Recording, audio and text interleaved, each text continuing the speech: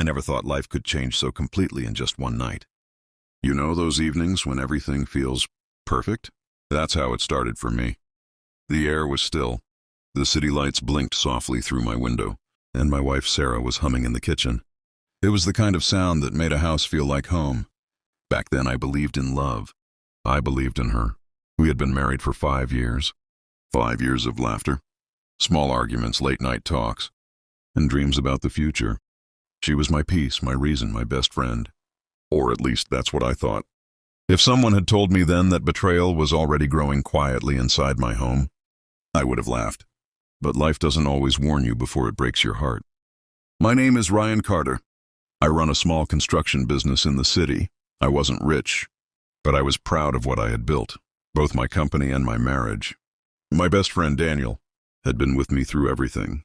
We met in college, started the business together, and I trusted him like a brother. He was the kind of man who could walk into any room and charm everyone within. Minutes, confident, funny, the type of person everyone seemed to like, including, as it turns out, my wife. Sarah and Daniel got along from the start. Too well, maybe. But I didn't mind. Why would I? When you love someone, you don't see shadows where there's light. One evening, after a long day at work, I came home to find them sitting together on the couch. Nothing strange, just talking, laughing about something on her phone. Hey, you two seem to be having fun without me, I joked. Sarah smiled. We're just watching that funny clip from last week's party. Daniel grinned. Yeah, man. You should have seen your dance moves. We all laughed. It was innocent. Or so I thought. But as I walked away to freshen up, I noticed something odd. When I turned back, their laughter stopped a little too quickly. Their smiles froze just for a second. I brushed it off. Because love blinds you to what you don't want to see. Sarah and I weren't perfect, but I thought we were solid. We'd been through tough times, financial struggles, health scares, arguments about my long work hours. Yet every fight always ended with her head on my shoulder and a soft, I'm sorry, let's not fight anymore. I thought those words meant something, but now looking back, maybe they were just ways to keep me quiet. Maybe she already knew where her heart was drifting. Over the next few weeks, something started to change. Sarah became quieter, distant. She said she was just tired or stressed. Sometimes she stayed up late texting, saying it was about work. I didn't question it after all. Trust isn't something you check on, it's something you give. But then came the first real sign. It was a small thing, but it hit differently. One night, she left her phone on the kitchen counter while she went to shower. A message flashed across the screen. From Daniel. Last night was incredible. Can't stop thinking about it. For a moment, I froze. My brain refused to connect the dots. There had to be another explanation. Maybe it was a joke, or a memory from a movie they'd watched. Anything but what my gut was screaming. I didn't open the message. I didn't want to believe it. Instead, I set the phone down quietly and walked outside, the cool night air biting at my skin. That's when I realized sometimes silence hurts more than words ever could. The next morning, I tried to act normal, but I couldn't look at Sarah the same way. Every laugh sounded rehearsed. Every touch felt heavy, and every time my phone buzzed, I wondered if she was talking to him. Still, I said nothing, because before I could confront anyone, I needed to be sure. What I didn't know then was that the truth I was chasing would destroy everything I thought I knew about love, friendship, and trust. And it all began with one message. The next morning felt unreal. Sarah moved around the kitchen as if nothing had happened, humming softly while pouring coffee, smiling like every piece of our life was still intact. I watched her carefully, memorizing the way she avoided my eyes. She handed me my cup and said, You're quiet today. I forced a smile and replied, Just tired. She nodded, and I knew she believed me. Or maybe she just didn't want to ask questions. When someone hides something, they avoid curiosity like it's a disease. I left for work but couldn't focus. Every sound felt distant. Every thought led back to that message thread. I kept asking myself, how long had this been going on? Did it start as a mistake or was it planned? The more I thought, the deeper the anger settled. Not loud, but quiet and heavy. I wasn't going to explode. I was going to wait. I wanted truth, not suspicion. That evening, I drove past Daniel's apartment on my way home. His car was parked outside, which was strange. He was supposed to be out of town. I sat in my car, engine off, watching the building from across the street. After 20 minutes, the front door opened. Sarah stepped out. My heart froze. She looked around carefully before walking toward her car. I couldn't breathe. I wanted to shout, to confront her right there, but my body didn't move. I just sat and watched as the two people I trusted most proved everything I feared. When she drove away, I followed from a distance. She didn't go home right away. Instead, she stopped at a cafe, ordered something, and sat by the window alone, typing on her phone. I parked 2 blocks down and waited. After half an hour, she finally left, heading home. I sat there another 10 minutes, trying to collect myself. Part of me wanted to storm in and demand answers. But another part, the colder part, knew I had to be smart. Emotion blinds, but patience exposes. That night, I said nothing. She acted normal, told me she was exhausted from visiting her cousin, and went to bed early. I sat on the couch in the dark, listening to the quiet rhythm of our home. Every familiar sound now felt foreign. I looked around at the framed photos on the wall, our wedding picture. The one from our first trip together, the goofy selfie with Daniel on the beach. I stood up, took that photo down, and placed it face down on the shelf. That's when I made my decision. If they wanted to play games, I'd learn the rules and beat them both. The next few days, I played the perfect husband. I smiled, asked about her work, cooked dinner. I didn't even flinch when Daniel texted me. "We should catch up soon, bro," I replied. Absolutely. Meanwhile, I started collecting pieces, phone records, credit card statements, anything that could give me a timeline. The truth was like a puzzle, and every lie they told gave me another piece. I even checked Daniel's calendar access in our shared business app. He had several client meetings marked, but the locations didn't exist. When I zoomed in on one entry, I noticed he'd booked a hotel under our company name 2 weeks earlier. My stomach twisted. I called the hotel, pretending to confirm an upcoming meeting. The receptionist said, "Yes, Mr. Carter, your associate Daniel reserved the room. Would you like to confirm the dates?" My throat went dry. I asked, "Could you remind me of those dates?" She replied politely, "The 12th to the 14th. Sir, those were the same days Sarah said she had a design conference out of town. That night she came home, kissed me softly, and said, "I missed you." I wanted to believe her, even for 1 second. But truth doesn't unlearn itself once seen. I smiled and said, "I missed you too," though my heart whispered, "Liar." Over the next week, I set a small camera in the living room. Nothing obvious. Just a discreet device hidden among the books. I wasn't sure what I expected, but I needed proof beyond messages. I also placed a GPS tracker in Sarah's car, tiny, silent, invisible. I told myself I wasn't being cruel. I was being honest in a world full of lies. The next weekend, she told me she was going shopping with a friend. I nodded and said, "Have fun."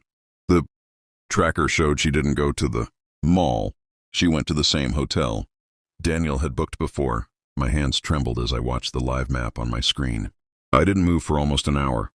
Then I grabbed my keys and drove there. I parked across the street, staring at the glowing hotel sign. My pulse thundered in my ears. I couldn't go inside, not yet. I sat there breathing, thinking, what would I even do? Burst in, make a scene? No, that would make me weak, desperate. I needed something they couldn't deny, something final. I waited until midnight. Then I drove home, silent, calm. The next day I checked the camera footage. Nothing unusual at home. She returned the next morning, claiming she stayed with her friend overnight. I smiled, nodded, and said, "I hope you had fun." Inside, I felt something die quietly. The following week I called Daniel and said, "Let's grab lunch, man. It's been forever." His voice was cheerful. "Absolutely." "Friday?" I agreed. When Friday came, I met him at a diner we used to visit often.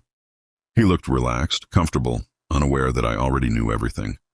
We talked about work, sports, the weather, ordinary things. Then I leaned forward slightly and asked, "So, how's the new project going?" He paused for a second too long, then smiled. "You know how it is, man. Busy as hell." I smiled back. "Yeah, must be. Especially with all those trips lately." His hand froze halfway to his drink.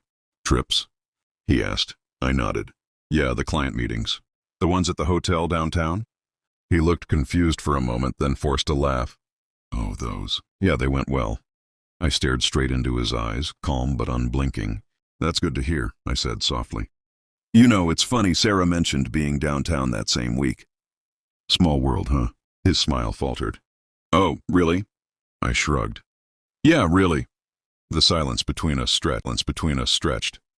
I could see the nervous flicker in his eyes, the tightening of his jaw. He was trying to think of something to say, but the truth already filled the space between us. I leaned back, smiled faintly, and said, "Anyway, glad things are going great. We should do this more often." When I left the diner, I didn't feel rage. I felt clarity. Everything was out in the open now, even if unspoken. He knew that I knew, and that was enough, for now. That night, Sarah was distant again. She avoided my gaze, kept her phone close. I didn't ask questions. Instead, I started writing down dates, details, evidence, building a quiet record of every lie. I wasn't planning chaos. I was planning justice. Ryan couldn't sleep that night. The glow of the computer screen still burned behind his eyelids as if the messages he had read were etched into his brain. The laughter in those words, the secret jokes between Emma and Jason, kept replaying like a song he couldn't turn off. Every time he closed his eyes, he saw her smile, the same smile she used to give him, now aimed at someone else. He turned on the bedside lamp. Emma was asleep beside him, her breathing calm, peaceful, as if the world hadn't shattered just hours ago. Ryan stared at her face, searching for some sign, some clue that would explain how she could do this. But there was nothing. She looked innocent, just like she always did. That made it worse. He wanted to shake her awake, demand the truth, make her confess. But a colder, quieter part of him said, not yet. He needed to know everything first. The next day, he acted like nothing had happened. He kissed her on the forehead before leaving for work, forced a smile and said, "See you tonight." Inside, though he was falling apart, every minute at work felt like torture. Every vibration from his phone made his heart race. What if she texted Jason again? By lunchtime, he couldn't take it anymore. He called in sick and drove back home. He parked his car a block away and waited, watching the house. For hours, his hands trembled on the steering wheel, and his mind kept screaming at him to stop, to go back, to pretend everything was normal. But he couldn't, not after what he'd read. Then around 2 p.m., he saw a familiar car pull up, Jason's. Ryan's breath caught in his throat. Jason stepped out, glancing around before walking toward the house. He didn't knock. He used the spare key Emma always kept under the potted plant by the door. Ryan froze. His stomach turned to ice. He waited for what felt like an eternity, his mind spinning with 1,000 possibilities. Finally, he got out of the car and quietly walked toward the house. Every step felt heavier than the last. He knew that once he opened that door, everything would change forever. The front door creaked as he turned the handle. It wasn't locked. He stepped inside, heart pounding so hard he could hear it in his ears. The air smelled like her perfume mixed with Jason's cologne, a scent he knew too well from all their nights out together. He heard voices upstairs, soft laughter, then silence.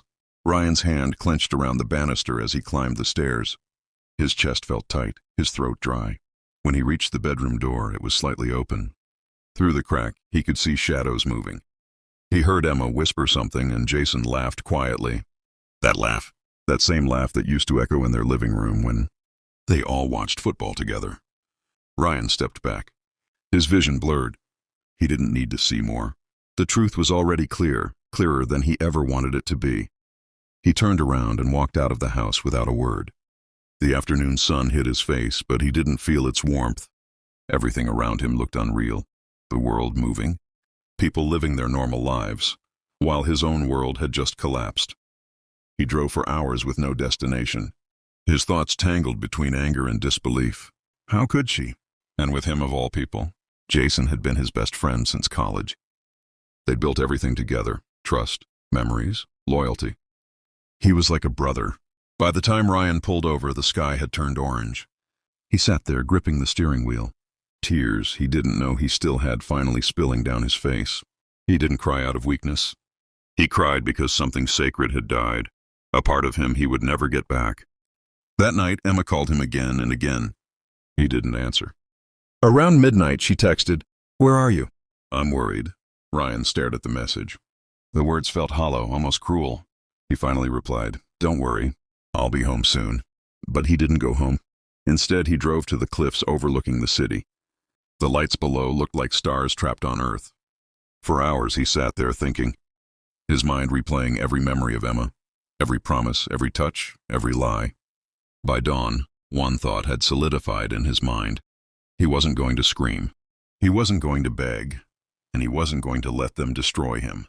He would find a way to make them see what they had done, to make them face the same kind of pain they had caused him. He would plan carefully, calmly, step by step. Because revenge, he realized, wasn't about anger. It was about control. Ryan didn't sleep for days. Every time he closed his eyes, he saw their faces, Emma's soft smile, Jason's familiar smirk, burned into his memory. The house that once felt like home had turned into a museum of broken promises. Every picture frame, every piece of furniture whispered reminders of what he had lost. He stopped answering calls, stopped eating properly, and spent most nights driving aimlessly through empty streets, just trying to outrun his thoughts. At first he told himself he could forgive, that maybe there was a reason, some misunderstanding. But deep down, he knew forgiveness wasn't what his heart wanted. What he wanted was clarity, a reason that made sense of the pain.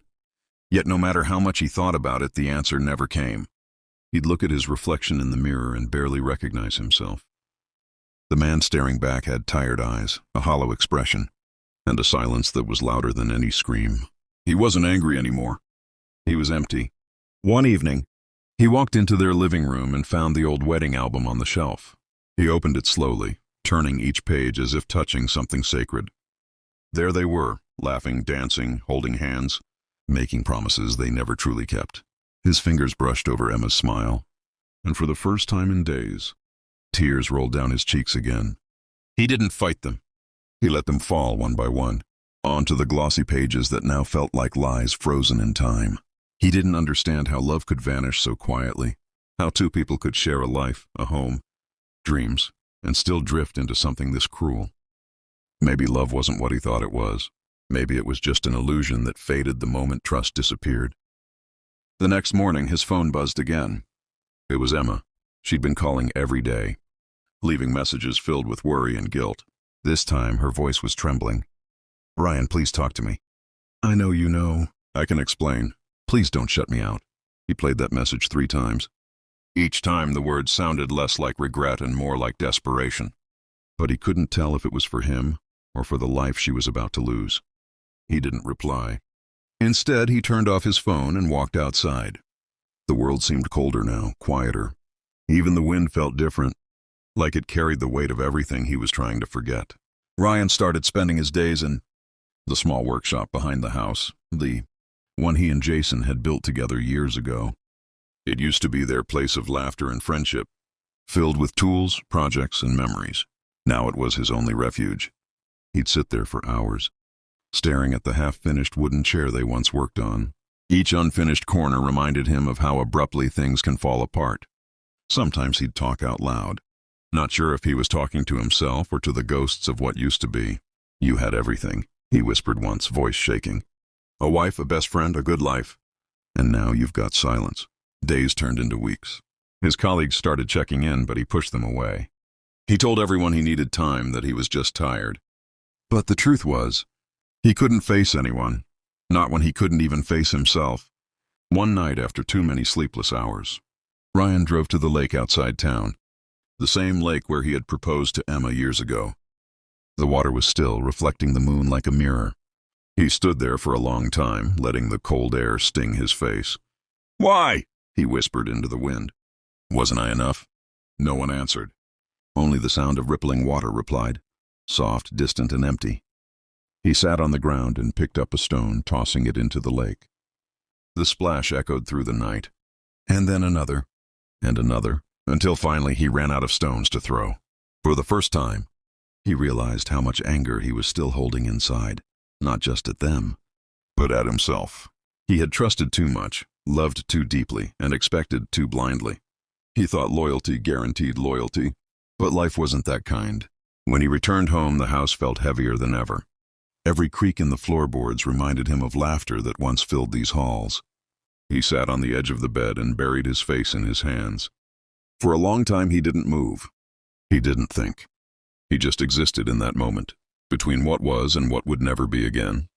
Ryan sat in the workshop for hours, the night pressing in like a heavy hand. He had always loved the quiet hum of tools, the simple honesty of wood and nails. Tonight, that honesty felt like an ally.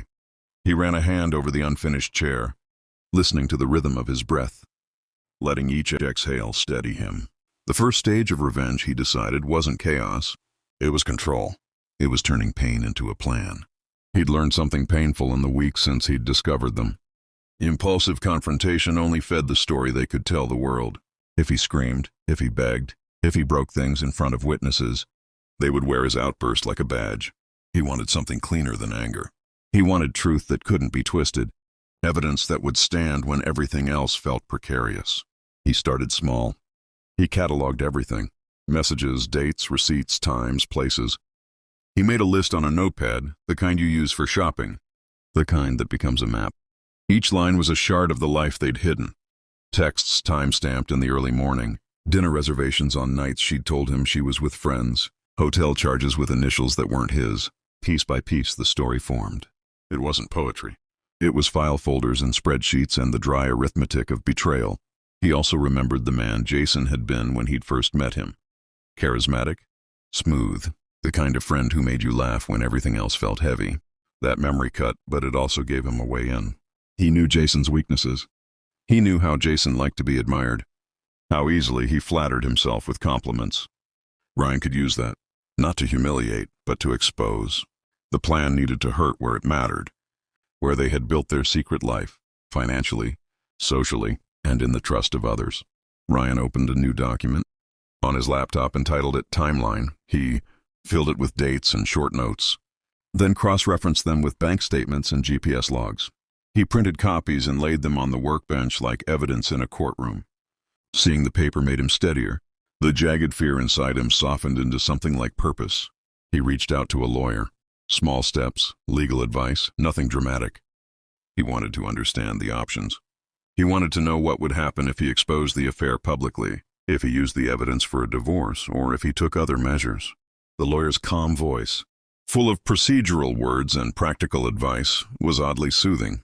"Document everything," she said. "Keep copies. Don't destroy anything. And for now, don't confront them in a way that could backfire." It sounded clinical, but it was the exact opposite of fury. It was method. Ryan also thought about what he wanted in the end. He didn't want vengeance that broke him. He wanted restitution, an undoing of the lies, a restoration of his name and dignity. He wanted Sarah and Jason to feel the consequences of their choices without becoming monsters himself. That clarity kept him from darkness. It kept him precise. He started leaving traces that would hold up in front of others. He made discrete copies of conversations, emails, and receipts and sent them to a secure cloud folder with timestamps. He set up an account he alone could access. If anything happened to the originals, he would still have proof. He encrypted files and used passwords he would never forget. For the first time since the discovery, a small grin crossed his face, not malicious but grimly satisfied. He was building a fortress out of facts. At the same time, he knew public exposure could be messy. He didn't want to humiliate Sarah in a way that crushed any chance of redemption, because he believed in closure more than cruelty. He envisioned a confrontation where the truth was unavoidable and undeniable, something blunt and clean that would force them to face the consequences. He wanted their friends to know the lie, their business partners to know the breach, and for those who valued loyalty to understand the cost of betrayal. Ryan called an old friend from college who worked in. "I need someone I can trust," he said. They met at a diner, the kind with booths and a jukebox, and Ryan explained cautiously, leaving out the raw edges but giving the outline. His friend listened, then nodded. "We can pull metadata," he said. "We can prove where messages were sent from, IP addresses, locations. If they're sloppy, there's a digital trail." Ryan felt like he'd found another piece to the puzzle. Technology was an impartial witness. It didn't care about feelings, only facts. He also thought about timing. If he acted too soon, he'd be dismissed as a hurt husband. If he waited too long, evidence might be destroyed or modified. He picked a date a few weeks away and marked it on his calendar. Not arbitrary, strategic. He wanted to gather witnesses, ensure the documentation was watertight, and create a moment where the truth could not be ignored. There were other quieter moves. Ryan began to distance himself, publicly and privately. He kept coming to work, but he started delegating more, pulling back from social events, and letting people notice his absence without explanation. People started asking. He fielded questions with a calmness that surprised even him. "I'm taking some time," he would say. No melodrama, no threat. When curiosity edged into concern, he deflected with a small smile. The less they knew, the more the eventual reveal would land. On a practical note, he shifted finances.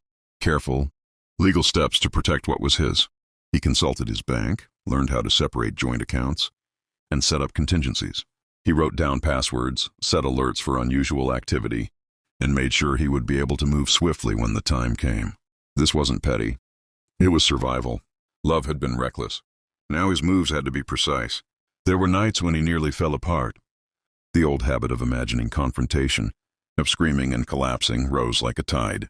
But each time he felt it, he breathed, walked to the workbench, and sanded a piece of wood until his hands steadied. The physical work calmed him in a way nothing else did. He imagined the final scene in his head, not a spectacle, but a quiet reveal where faces would register what they had been avoiding. He also set a less obvious trap. He began to let small rumors float into the right ears, not lies, but questions. A casually worded comment to a mutual friend.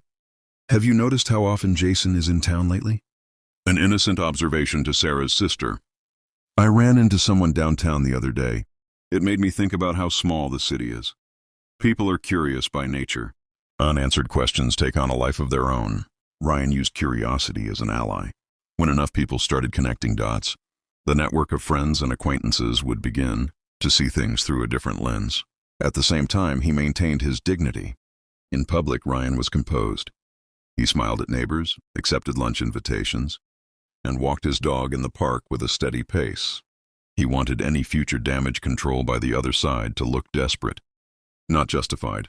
He would let them unravel themselves. It was a cold calculus. But he reminded himself that it wasn't cruelty, only consequence.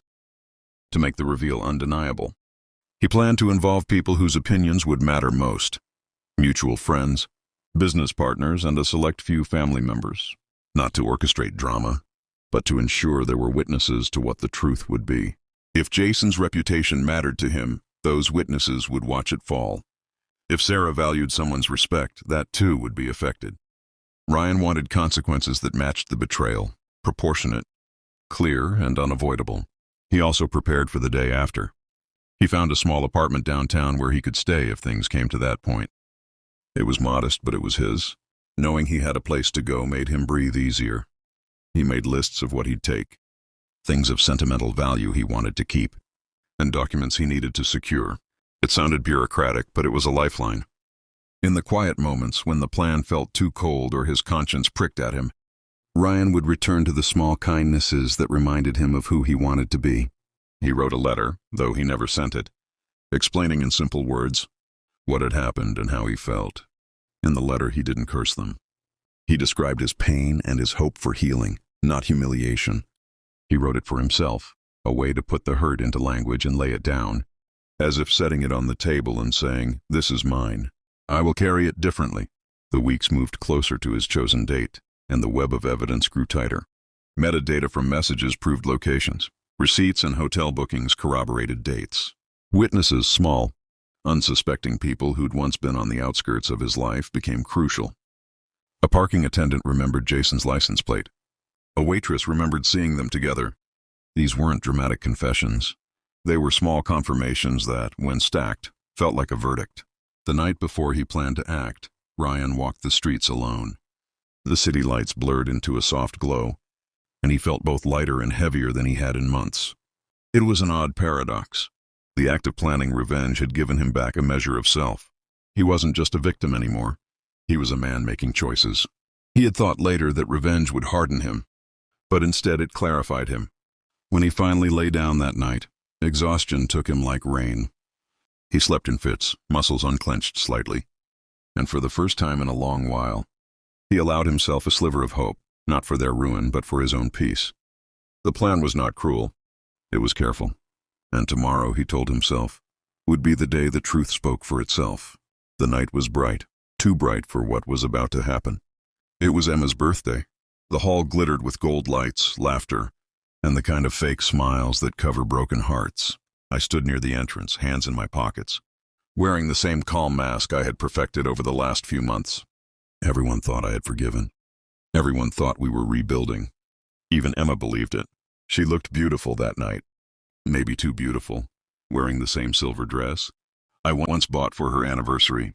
It hurt, but I kept my face still, because tonight wasn't about pain anymore. It was about truth. People gathered around her, laughing, clinking glasses, taking pictures.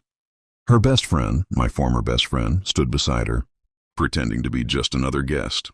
His fake grin made my blood freeze for a second, but I took a deep breath. Revenge was never loud. It was quiet, planned, perfect. I waited until the music faded for the cake ceremony. Emma stood by the cake, holding the knife, smiling for the camera. I stepped forward, microphone in hand. "Before we cut the cake," I said softly, "I want to say a few words." The hall quieted. Dozens of faces turned toward me, curious, smiling, expecting something sweet, something romantic. Even Emma's eyes softened, as if she thought I was going to praise her. Thank her for our new beginning. I smiled back. Just a little. "Emma," I began, my voice steady. "We've had a long journey together. Ups and downs, laughter and tears.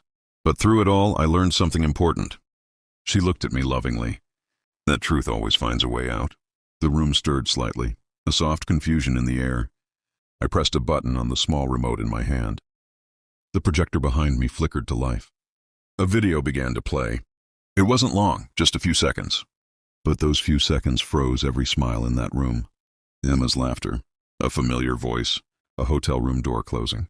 No one spoke. Not even the band in the corner dared breathe. Emma's face went white. Her best friend stepped back like a ghost trying to escape daylight. "Ryan," she whispered. "What is this?" I tilted my head slightly. "The truth," I said.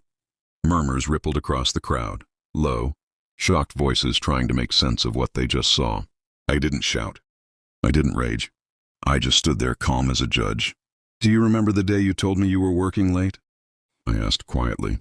Her lips trembled. She said nothing. "I believed you, because love makes us blind."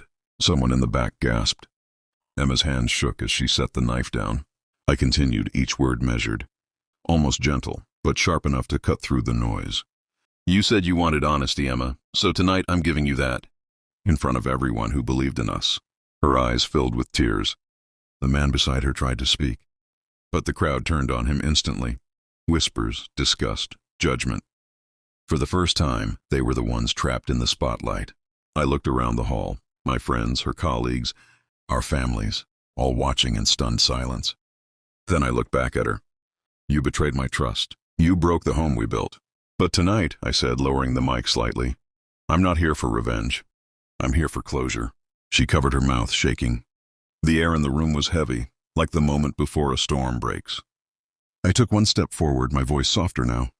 "I forgave you, Emma, long before tonight, but forgiveness doesn't erase the truth. It exposes it." The crowd was silent. Even the lights felt dimmer. And in that silence, her tears fell. The next morning, the house was silent. No laughter, no music, no scent of coffee from the kitchen. Just silence, deep, cold, heavy. Emma's things were gone. The closet that once overflowed with her dresses now stood half empty, like a wound that refused to close. The silver frame on the bedside table, our wedding photo, lay face down. The glass cracked down the middle, splitting our smiles in two. I sat on the edge of the bed holding her last message in my hand. "I'm sorry, Ryan, for everything. I never meant to hurt you this way. I don't expect forgiveness, just peace." I read it again and again, hoping the words would feel different each time. They didn't. Outside, the world went on as usual. Cars passed, neighbors chatted. The city kept breathing, but my world had stopped. For weeks, people whispered about the confrontation. Some called me brave, others called me cruel, but none of them knew the truth. That standing in front of that crowd didn't feel like victory. It felt like bleeding in public. Revenge had given me silence, not peace. I started going on long drives at night, no destination in mind. The city lights blurred past the windshield like fading memories. Sometimes I'd stop by the beach and just sit there, listening to the waves. They didn't ask questions. They didn't judge. They just came and went, steady, endless calm. One night, as the wind brushed against my face, I realized something I hadn't before. Revenge doesn't fix betrayal. It only exposes it. Justice can make the truth visible, but healing, that comes from acceptance. I remembered how Emma looked in that hall, terrified, guilty, broken. For a moment I almost felt sorry for her. Almost. But then I remembered all the nights I waited for her calls, the times I believed her lies, the days I blamed myself for her distance. That was the real pain, not the betrayal itself, but how I lost myself trying to keep us together. So I made a choice that night, not out of anger, not out of pride, but out of clarity. I decided to move on. The next morning, I packed what was left of my life, a few clothes, my camera, my notebooks, and then drove out of the city. No goodbye notes, no explanations, just silence. As the city skyline disappeared in the rearview mirror, I felt something shift inside me. For the first time in months, I could breathe. I rented a small place near the mountains. Quiet, peaceful, far away from everything that reminded me of her. Days turned into weeks, and slowly I began to feel human again. I cooked for myself, took long walks, started writing again. Not about pain, but about peace. And somewhere along the way, I stopped replaying that night in my head. The betrayal, the confrontation, the shock, all of it began to fade like an old photograph losing color. Because truth is, revenge might end a chapter, but forgiveness begins a new story. Not forgiveness for them, but for yourself. Months passed. Then one morning my phone buzzed with a message. It was from her. "Can we talk?" I stared at the screen for a long time. For a moment, my heart raced like before, the old ache rising from somewhere deep. But then I breathed out slowly. I wasn't that same man anymore. Still, curiosity pulled at me. I agreed to meet her. We met at a quiet cafe on the edge of town, the same one we used to visit years ago. She looked different. Thinner, quieter, eyes tired. But when she saw me, her lips trembled like she didn't know how to speak anymore. "Ryan," she whispered, barely audible. I nodded. "Emma." There was silence between us. Not hostile, not awkward. Just final. She looked down at her hands. I deserved what happened. Every single bit of it. "But I need you to know I lost more than I ever thought I could." "I lost you, Ryan, and that's something I can never forgive myself for." Her words hung heavy between us. For the first time, I didn't feel anger. I didn't feel hate. I just felt done. "Emma," I said softly, "what's done is done. I didn't expose you to hurt you. I just needed to free myself." Tears welled up in her eyes. "And you did. I'm the one who's still trapped." I sighed, staring out the window. The world outside was moving on, people walking, laughing, living. And I realized I wanted that too. "Maybe that's the point," I said after a moment. "Sometimes the punishment isn't what others do to you. It's what you have to live with after." She nodded slowly, her tears falling silently. "I don't expect you to forgive me," she whispered. "But thank you for not destroying me completely." I smiled faintly. "That was never my goal. I just wanted truth." We sat in silence for a while longer. Then she stood, whispered goodbye, and left. That was the last time I ever saw her. After that day, I stopped checking my phone, stopped looking back.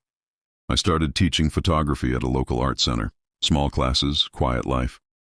And every day, I'd remind myself that peace doesn't come from revenge. It comes from letting go.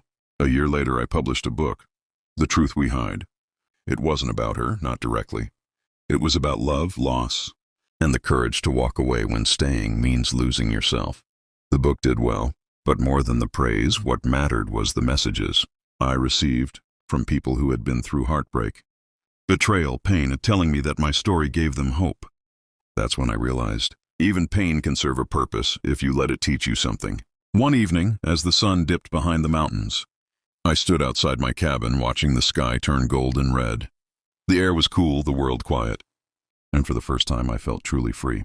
I thought of Emma one last time, not with anger, not with sadness, but with gratitude. Because sometimes the people who break you also shape you. They teach you what love should never feel like. And as the stars appeared one by one, I smiled and whispered to myself, "It's over." But deep down I knew it wasn't just the end of a story. It was the beginning of a new one. A story not about revenge or betrayal, but about freedom, healing, and the quiet power of walking away. Because in the end, revenge might bring silence, but forgiveness brings peace. And peace, that's the truest form of victory. The sky was quiet that evening. I sat on the porch of my cabin watching the sun fade behind the mountains. The air smelled of pine and rain, and somewhere in the distance a river whispered softly, as if telling stories of its own. It had been more than a year since that night. The night everything changed. The night truth broke free. Sometimes it felt like another lifetime, another person's story. I looked down at my hands, the same hands that once shook with anger, that once clenched with pain. Now they felt steady, still. I had learned to hold peace instead of grudges. There was a time I thought revenge was the only way to balance betrayal, that exposing the truth would heal me, and in a way it did. It set me free from lies. But peace didn't come from humiliation. It came later quietly when I chose to forgive. Forgiveness isn't about saying it's okay. It's about saying I'm done carrying this weight. Because the longer you hold on to anger, the heavier it becomes, until it's not the betrayal that breaks you, it's your own refusal to let go. I once read that pain is inevitable, but suffering is optional. I never really understood it until now. What Emma did destroyed the life I knew. But it also forced me to rebuild myself, brick by brick, stronger and wiser. And in that rebuilding, I found something she couldn't take from me: peace. I remember walking through the small-town market one morning. A couple was laughing by a fruit stand, teasing each other about who picked better apples. For a moment I felt a familiar sting, the kind of ache that comes when old wounds remember what they lost. But then instead of sadness I smiled, because love itself wasn't the enemy. It was the lies that poisoned it. And realizing that made me open to life again. One afternoon I met a woman named Claire. She was a teacher at the art center where I worked. Kind eyes, warm laugh, the kind of person who made silence feel safe again. We started talking after class one day about books, travel, the way mountains look different in every kind of light. There was no rush, no games, just honesty. And it felt peaceful. I didn't fall in love right away. I didn't even try to. But over time, I noticed that I stopped checking my past for permission to be happy. One evening, as we walked by the lake, she said something that stayed with me. "You don't heal when you forget," she said. "You heal when you stop needing the past to hurt you." And I realized that's exactly what forgiveness is. It's the moment you stop needing the past to define you. That night, back at my cabin, I lit a small fire and took out an old box. Inside were all the memories I had saved. Photographs, letters, small reminders of the life I once had. I sat there quietly for a long time, holding each piece in my hands, letting the memories wash over me, not with pain this time, but with understanding. Then one by one I placed them into the fire. The flames rose warm and golden, devouring the past gently, like turning a painful story into light. As the last photo turned to ash, I whispered, "Thank you," not to her, but to the version of myself who survived it all. The man who stayed kind when he had every reason not to. The man who learned that strength isn't how loud you fight. It's how quietly you let go. When I woke up the next morning, the world felt lighter. The sunrise painted everything gold. The air smelled of rain and new beginnings. I made coffee, stepped outside, and for the first time in a long time, I didn't feel like something was missing. The pain was gone. The anger was gone. All that remained was peace. Sometimes life breaks you just so you can see what you're made of. Sometimes losing someone is how you find yourself again.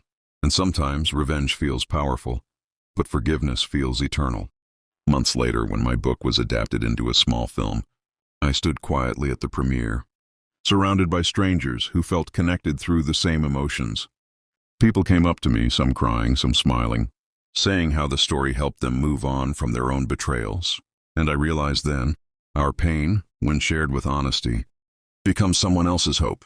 That night, as I looked at the screen, hearing my words echo through the hall, I didn't see my story anymore. I saw a mirror, reflecting everyone who had ever been hurt and still chose to rise. After the event, I walked out into the cool night air. The city lights shimmered like a sea of possibilities. And for the first time, I wasn't haunted by what had been lost. I was grateful for what had been found. Because peace doesn't come when you win. It comes when you stop fighting. And forgiveness, real forgiveness, isn't weakness. It's the final act of strength. The world doesn't owe us justice for every wound, but we owe ourselves the courage to heal. If you're listening to this story, maybe you've been betrayed too. Maybe someone lied, broke your trust, made you question your worth. If so, let me tell you this. What they did says everything about them. But how you rise says everything about you. You don't need revenge to find peace. You just need to walk away with your dignity, your heart, and your truth intact. Because in the end, revenge is loud. But peace is quiet. And quiet is where the strongest hearts live. The mountains in front of me now are the same ones I saw when I first escaped here. But somehow they look different. Not because they changed, but because I did. They don't remind me of what I lost anymore. They remind me of how far I've come. And as the wind moves through the trees, carrying whispers of the past and promises of tomorrow, I smile. Because I've learned the most powerful truth of all, that the end of one story is never the end. It's just the beginning of who you're meant to become.